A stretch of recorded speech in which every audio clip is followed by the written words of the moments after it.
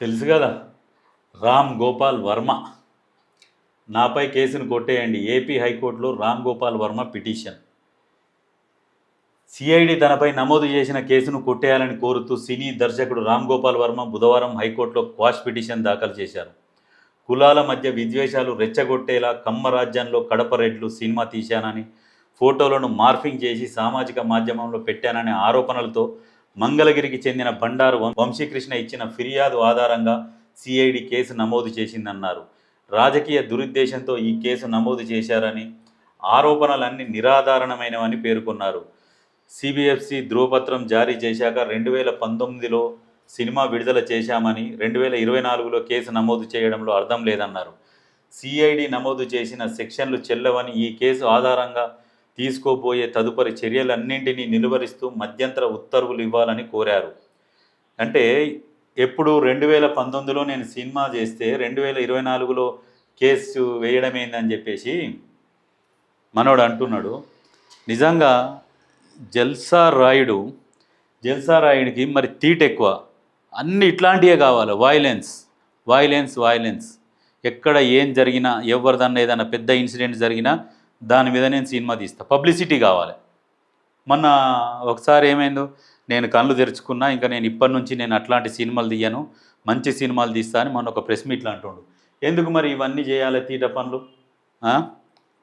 కమ్మ రాజ్యంలో కడప రెడ్లు అంటే అర్థం ఏంటంటే, కమ్మోళ్ళు ఎక్కువ ఉన్న దగ్గర తక్కువ రేట్లు ఉన్నోళ్ళు వచ్చి అధికారం చేపట్టిరని చెప్పేసి అప్పుడు ఒక సినిమా ఈయన క్రియేట్ చేసిండు. అది అందరికీ అర్థమవుతుంది, చిన్న పిల్లలకు కూడా అర్థమయ్యేటట్టు. ఈయన సినిమా పేర్లు కూడా అట్లనే ఉంటాయి. ఈయన బూతు పోర్ను అని చెప్పేసి డైరెక్ట్ చెప్తూనే ఉంటాడు. ఏదన్నా టీవీలలో ఇంటర్వ్యూలలో కూడా ఫోన్ పట్టుకొని చూసుకుంటే, ఏం చూస్తున్నావు, ఏమన్నా పోర్న్ వీడియోలు చూస్తున్నావు అంటే ఎస్ అని అంటాడు. కొంతమంది పొరగాన్లకు రామ్ గోపాల్ వర్మ అంటే మాకిష్టం అంటాడు. తాడు బొంగరం లేనోడు, పెళ్ళ ఉన్న పెళ్ళాన్ని వదిలేసిండు, అందరిని వదిలేసిండు, ఏకాకిగా ఉన్నన్ని రోజులు ఎంజాయ్ చేయాలి అనే కాన్సెప్ట్.